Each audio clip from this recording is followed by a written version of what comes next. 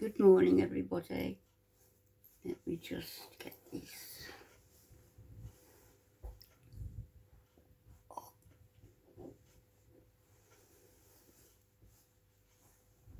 Sorry.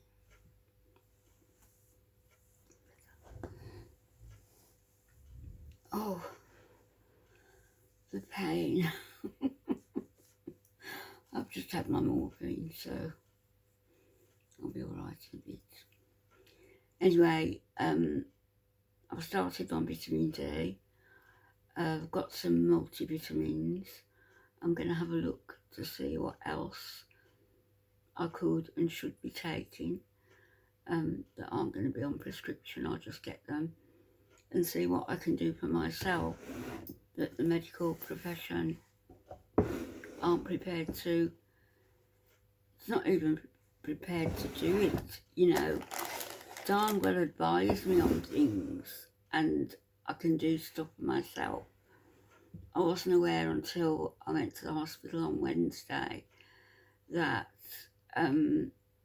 certain occurrences that are happening with my body are as a direct result of the osteoporosis, although yes, I was sort of aware because it's an educated guess.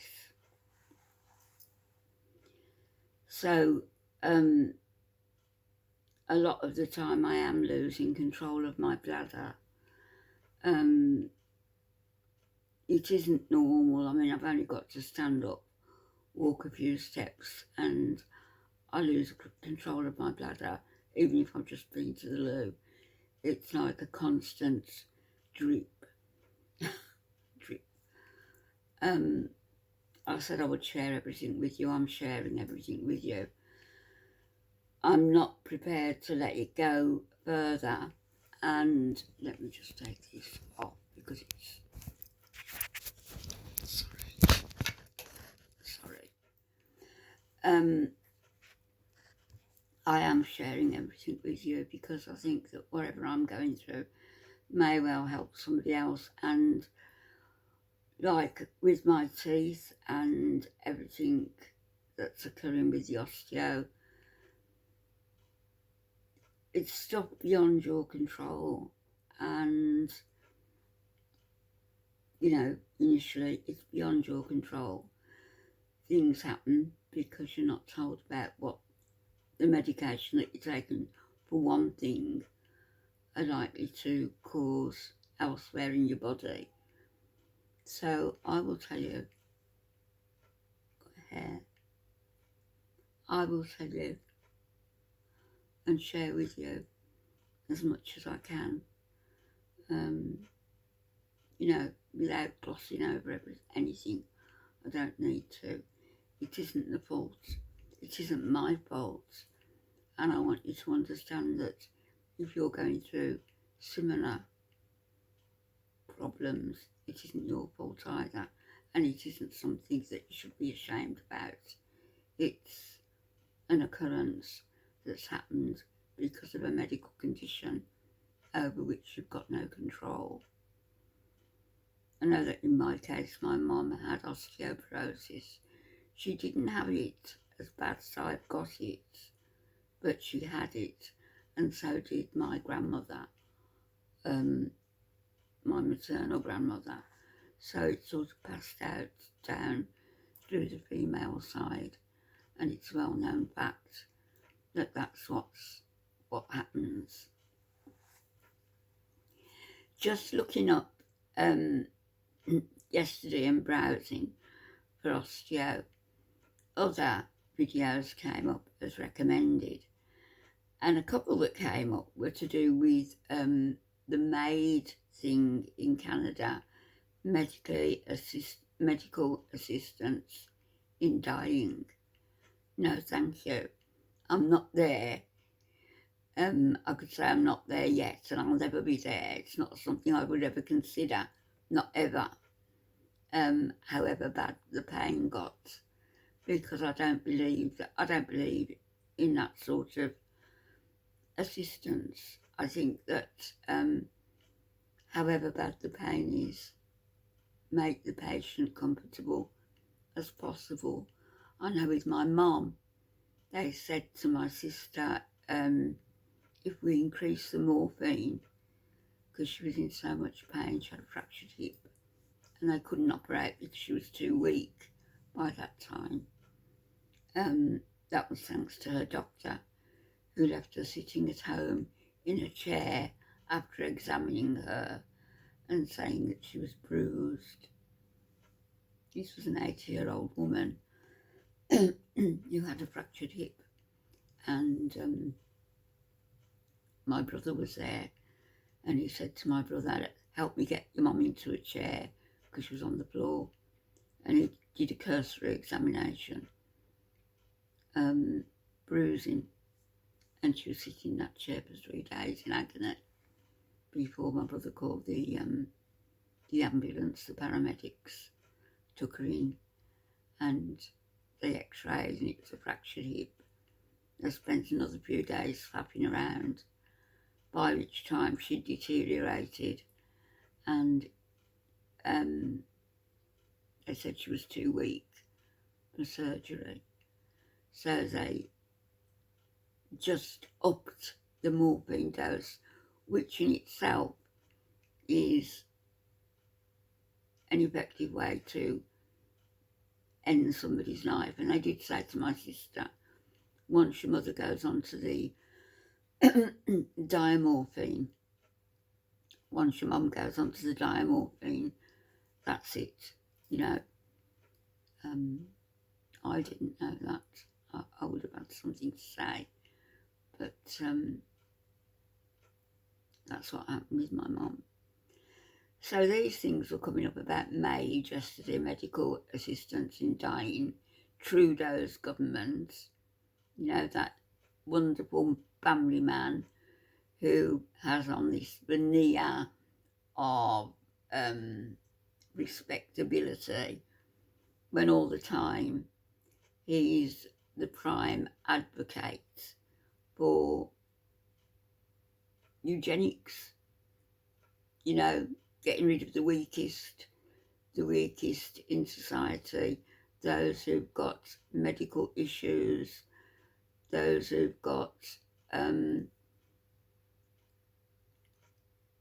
psychiatric issues, those who've got certain disabilities. I know that they were saying, I don't know whether it was to do with Trudeau, but somewhere they were advocating for people to be able to ask for assistance in dying over the age of 70. So given that I'm 73, going on for 74, given that I've got chronic illness, degenerative illness, I'd be a prime candidate. But no, thank you. And I've never liked the idea of bringing in this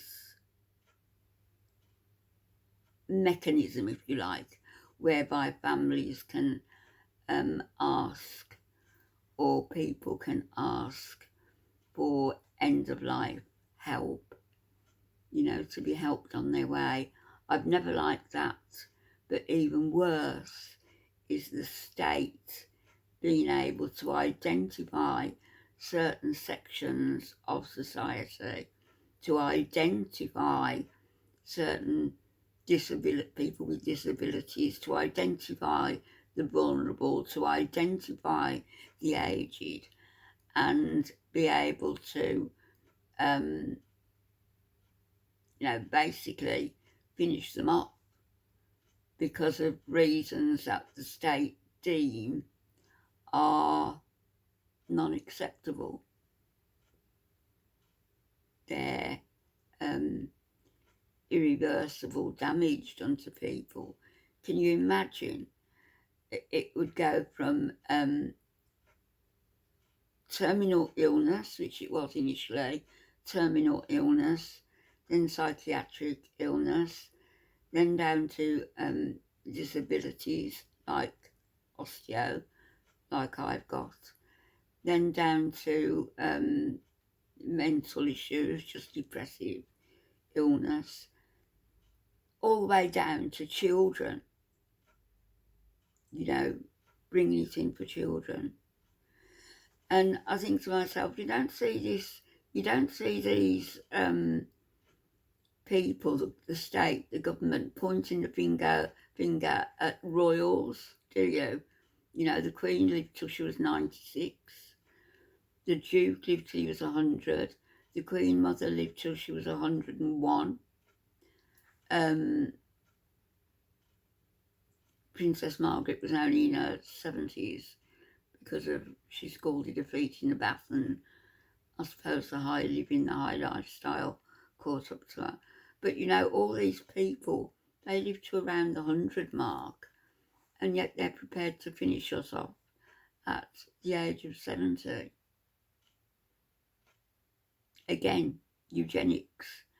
And it was eugenics that was practiced in Nazi Germany, in the concentration camps, when Mengele was experimenting on people he deemed as lesser, people he identified as lab rats. And I think, in a way, that's what we've become.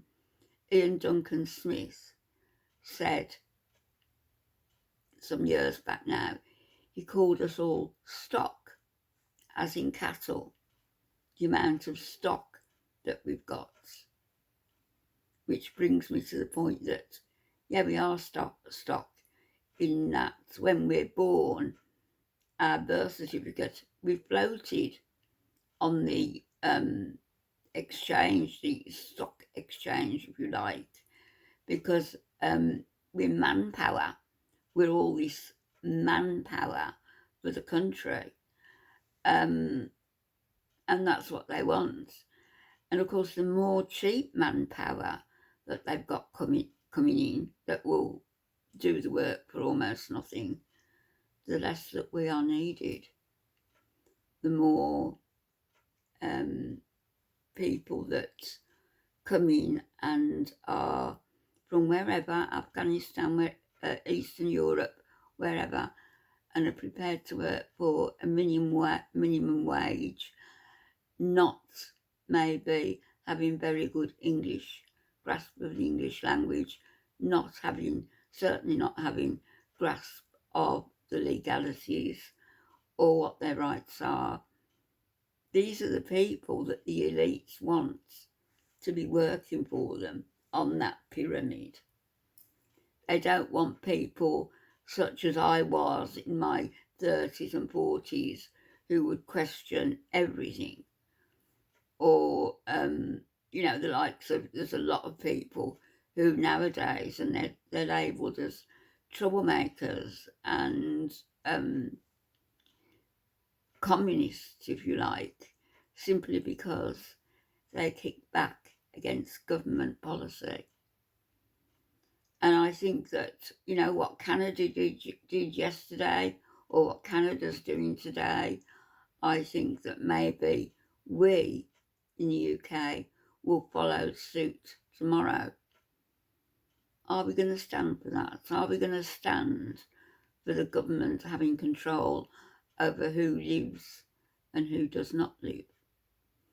I understand now also, I'm not sure whether it's in Canada, I'll have to look it up, but there are facilities now. You can go into an undertaker's, a funeral, and normally you will go in to prepay for your funeral or choose your casket or whatever. But now you can actually go in, and it's like a job lot. You can go into this lovely decorated room and have your favourite music on. They will give you the concoction to drink or give you the injection, and you can sit there with your relatives around you until you pass away. And then I guess your casket's all there ready. Maybe they'll sit you in your casket to do the job, I don't know. But how disgusting and disturbing is that? It's awful. And if people can't see what the government are doing today, you're not going to be in any position tomorrow to kick back against it, are you? I'm not going anywhere, is what I'm saying. Taking a long time to say it, believe me. No, I shall be hanging around for a long time. I don't know how bad I'm going to get, but not getting rid of me in a hurry. I'll be back later. I've got my kids coming shortly. It's only 10:30, so they'll be here in a bit. So I'll speak to you all later. Bye-bye.